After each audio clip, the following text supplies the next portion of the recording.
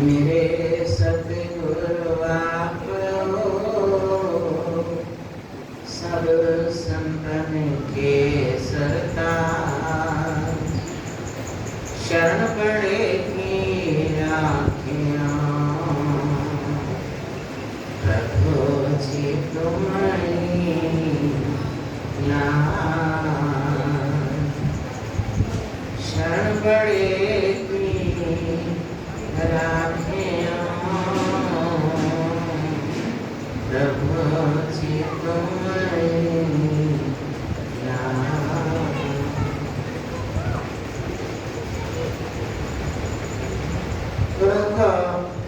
एक बार अपनी मुख रचना को पवित्र करने के लिए सब मिलकर ऊंची और मीठी स्वर से बोलो जयकारा।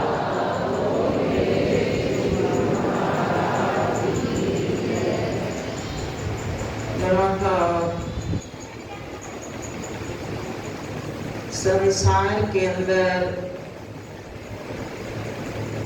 हर तरह के जीव हैं। जैसे फरमाते हैं कि हंसा बगुला एक सा भव सागर के माए, बगुला ढूंढे माछली हंसा मोती खाए। हंस और बगुला दोनों सफेद रंग के पक्षी हैं और दोनों का जल में ही वास होता है, लेकिन दोनों में अंतर कितना है कि बगुला तो उसी सागर में से मछलियां पकड़ पकड़ कर खाता है और हंस सुच्चे मोती चुन चुन कर खाता है। तो सुच्चे मोती चुनने के लिए उसको गहरे जल में डुबकी लगानी पड़ती है, तब जाकर उसे सुच्चे मोती प्राप्त होते हैं। तो ऐसे ही संसार के अंदर जो आम दुनियादार अपना जीवन जी रहे हैं, तो उनके जीवन से वो कोई लाभ नहीं उठा रहे। मालिक के प्यारे जो अपने घट में नाम रूपी डुबकी लगाते हैं, प्रभु के नाम का दिन रात सिमरन करते हैं, तो वो ही प्रभु के नाम रूपी सुच्चे मोती चुन चुन कर खाते हैं। जैसे कहा भी है कि एक तरफ भगवान है, दूजे माया जान, संसारी माया चाहे भगत चाहे भगवान। एक तरफ तो भगवान की प्रीत है और दूसरी तरफ माया का पसारा है। जो आम दुनिया है माया की झिलमिल में ही उलझी रहती है, इसलिए फरमाते हैं संसारी माया चाहिए। आम दुनियादार माया के सामान पाकर, माया पाकर, सुंदर वस्तुएं पाकर बहुत प्रसन्न होते हैं कि मेरे पास इतना सामान, इतनी गाड़ियां, इतने बंगले हो गए, तो मेरे से बढ़कर और भाग्यशाली कौन होगा। मगर मालिक के प्यारे इन वस्तुओं से नहीं रीझते। सब कुछ पास रखते हुए उनके मन की ख्वाहिश क्या रहती है कि मुझे भगवान की प्राप्ति हो जाए, मालिक मेरे अंग संग रहे, मैं उनके चरणों में बैठकर भक्ति का अमृत पान करूं, ये उनके दिल की ख्वाहिश होती है। सेवा भी करते हैं, सिमरन भी करते हैं, और लगन उनके मन में हर वक्त क्या लगी होती है कि कब मेरे प्रभु का मुझे मिलाप होगा। कौन सी ऐसी घड़ी होगी जो मेरे भगवान मुझे अपने गले लगाएंगे। वो दिन कैसा होएगा, गुरु कहेंगे माए, अपना कर बैठा वहीं चरण कमल की छाए। वो दिन कैसा होगा जब मेरे गुरु महाराज मुझे अपना जानकर मुझे अपनी छत्र छाया में बिठाया। तो जब प्रेमियों को ऐसा संयोग मिलता है, सदगुरु की शरण मिल जाती है, उनसे अमृत रस से सने नाम की प्राप्ति हो जाती है, तो उनके मुख से निकलता है कि वो दिन शुभ है आ गया, मेरे सतगुरु पकड़ी बाँह, अपना कर बिठला लिया मोहे चरण कमल की छाँव। कि ऐ प्रभु, जिस घड़ी को मैं ढूंढता था, जिसकी मुझे ख्वाहिश थी, वो शुभ दिन आ गया। मुझे मेरे गुरु महाराज जी मिल गए, उन्होंने मुझे अपना सेवक बना लिया, अपने छत्र छाया में बिठा लिया। तो मुझे जैसा बड़भागी और कौन होगा। लेकिन फिर भी उनके मन की ख्वाहिश आगे क्या रहती है। एक बार भगवान श्री रामचंद्र जी महाराज हनुमान जी को माता सीता के पास भेजा कि जाओ माता सीता को ये संदेश दे आओ। अब हनुमान जी तो भगवान के अनन्य सेवक, उनके अनन्य प्रेमी, चल पड़े कि आज भगवान का संदेश माता सीता को बताना। जब महल में पहुंचे, अंदर से जब सेवक की ख्वाहिश यही होती है कि खाली दुनिया को प्रसन्न नहीं करना, मेरे मालिक कैसे प्रसन्न होते हैं। अब इसी ख्वाहिश को लिए हुए दिन रात उनका जीवन बीतता। जब महल में पहुंचे, माता सीता श्रृंगार कर रही थी। देखने लगे, खड़े हो गए कि माता ये क्या कर रही है। माता ने श्रृंगार किया, अपने सारे आभूषण पहने, फिर संदूर लेकर अपनी मांग में भरा।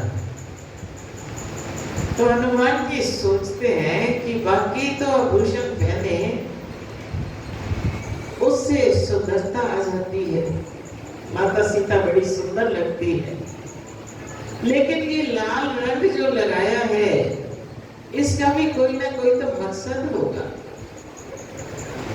जब माता श्रृंगार कर चुकी, भगवान का संदेश देने गए, तो पूछते हैं माता, आपने अपने सिर में लाल रंग कैसा लगाया है, मुझे भी कुछ बताओ कि ये किस लिए लगाया जाता है। तो वहां एक कवि लिखता है कि मांग विच संदूर वेख के, मांग विच संदूर वेख के हनुमान चकराया,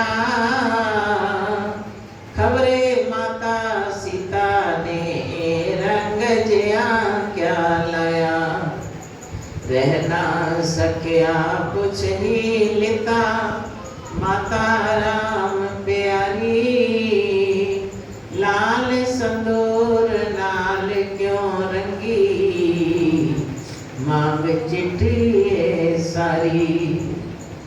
माता से पूछते हैं, माता ये लाल रंग कैसे लगाया? अब माता का भी हनुमान जी से प्यार था। सुन के माता सीता दे दिल विच फौरन कुछ कुछ होया, अखा अगे राम प्यारे दा चेहरा आन खलोया। कहने लगी ये लीक संदूरी मेरी सुहाग निशानी, कहनी हाँ मैं युग युग जीवे मेरा मानी तानी।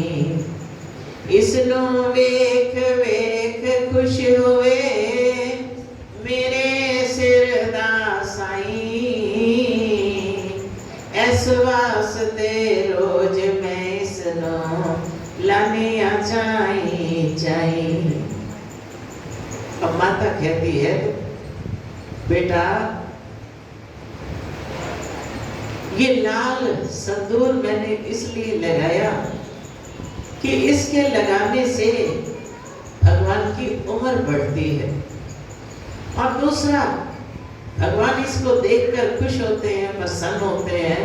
इसलिए मैं रोज ये लाल संदूर लगाती हूँ कि भगवान की बहुत लंबी लंबी आयु हो और भगवान अति प्रसन्न रहे। अब तो हनुमान जी की खुशी का कोई ठिकाना नहीं रहा।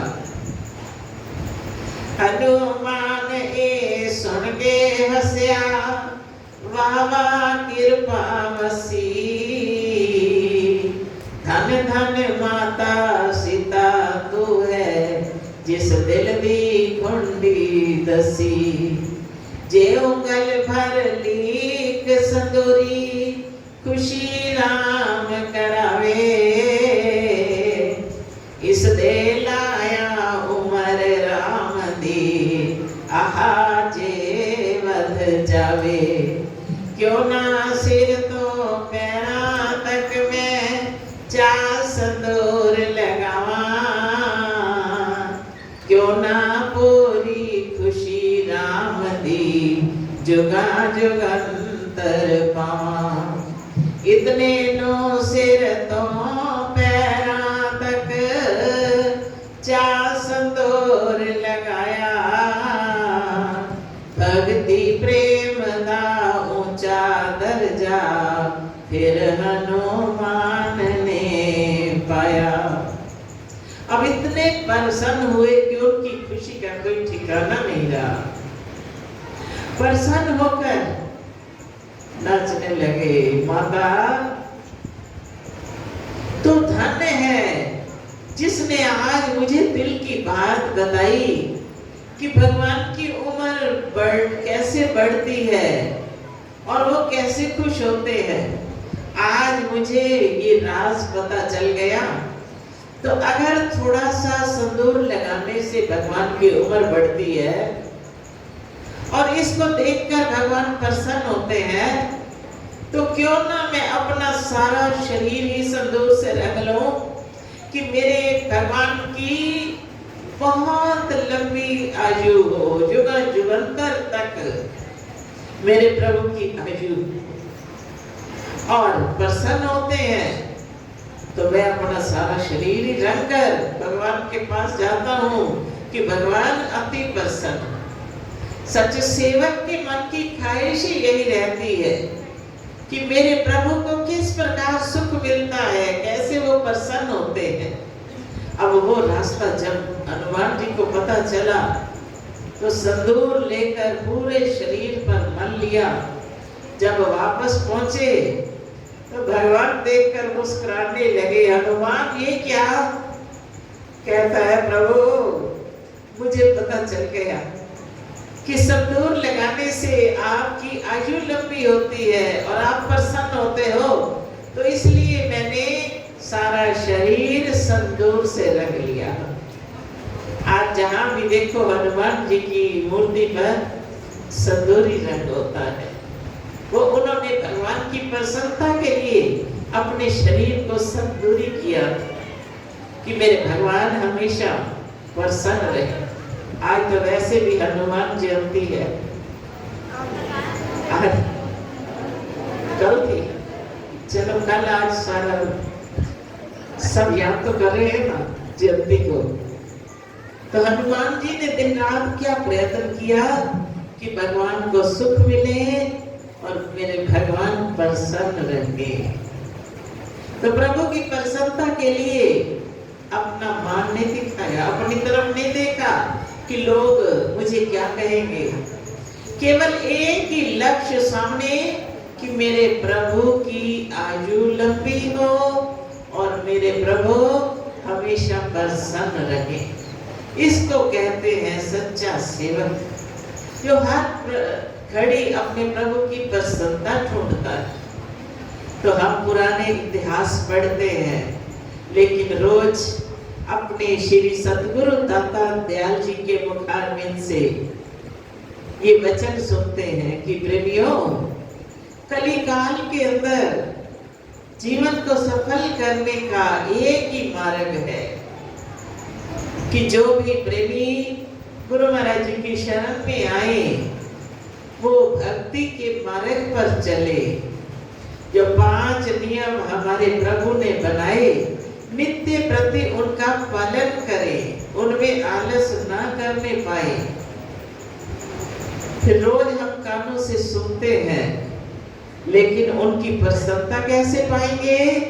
जब उनके बताए हुए नियमों पर हम दृढ़ हो जाएंगे कि 2 घंटा भजन और 5 नियम की पालना। जब ये हुक्म उनका हम पूरा करते रहेंगे तो हमें कहने की भी जरूरत नहीं पड़ेगी। उनकी प्रसन्नता अपने आप उमड़ पड़ेगी कि ये प्रेमी हमारे बताए हुए नियमों पर चल रहे हैं। इतनी गुंजाइश भी नहीं छोड़ी कि स्वयं ढूंढे। उस वक्त तो हनुमान जी ने स्वयं रास्ता ढूंढा कि मेरे प्रभु कैसे प्रसन्न होते हैं। ढूंढते ढूंढते उनको वो मार्ग मिला। लेकिन हमारे प्रभु इस कलिकाल के अंदर कैसा दयाल स्वरूप बनाकर आए कि हमें किसी भी कठिनाई में ना जाना पड़े, खोजना भी ना पड़े। वो स्वयं अपनी रहमत करके हमें जीवन का लक्ष्य बतला देते हैं कि तेरे जीवन का लक्ष्य क्या है और प्रभु की प्रसन्नता कैसे प्राप्त हो सकती है। तो हमारा भी फर्ज बनता है कि अब वर्तमान समय में जो हमारे श्री सतगुरु दाता दयाल जी अपार दया करके हमें बार बार ये वचन फरमा रहे हैं, तो इसमें हमारी ही रूह का भला है। ये जन्म भी हमारा वो सुख रूप बनाना चाहते हैं और परलोक में भी सच्चा सुख प्रदान करना चाहते हैं। तो हमारे कल्याण के लिए ही वो नित नित हमें ये याद करवाते हैं कि प्रेमी भूल ना जाए। हम संसार में अपने बच्चों को 1 बार 2 बार 3 बार समझाएंगे, हम कहेंगे ये नहीं मानते, छोड़ो, हमने क्या कहना। लेकिन क्या प्रभु हमारी त्रुटियों की तरफ देखते हैं, हमारी कमियों की तरफ देखते हैं? कभी नहीं निहारते। वो रोज रोज फिर हमें याद करवाते हैं कि गुरुओं को रोज भक्ति के नियमों को अपनाओ, रोज 2 घंटा भजन करो। कभी कभी मौज बस पूछ भी लेते हैं, परीक्षा भी लेते हैं कि सचमुच करते भी हो या नहीं। तो जब हम करते हैं तो वो हमारे चेहरे के अक्ष से पहचान जाते हैं कि ये अपने नियमों पर दृढ़।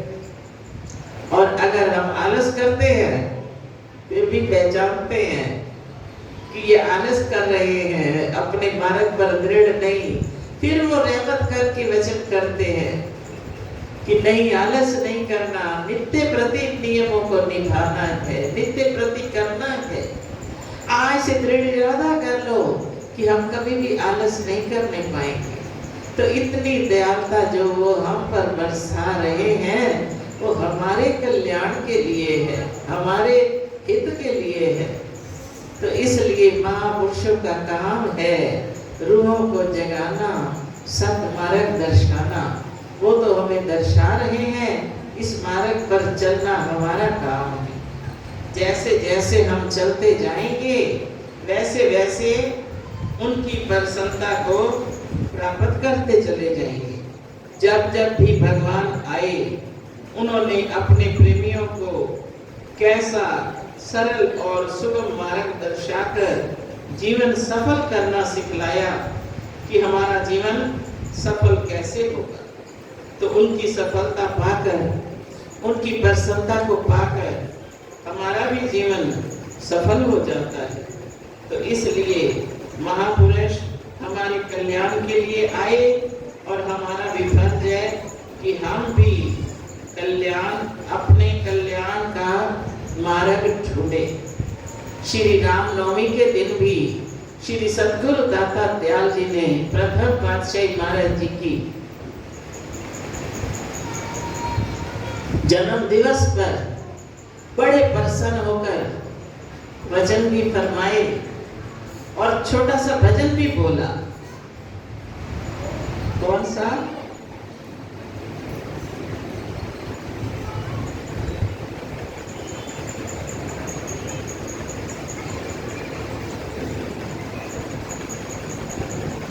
चढ़िया लोको गुरु सचदा चंद्रमा, चढ़िया लोको गुरु सच, चढ़िया लोको गुरु सचदा चंद्रमा, चढ़िया लोको सचदा चंद्रमा, सचदा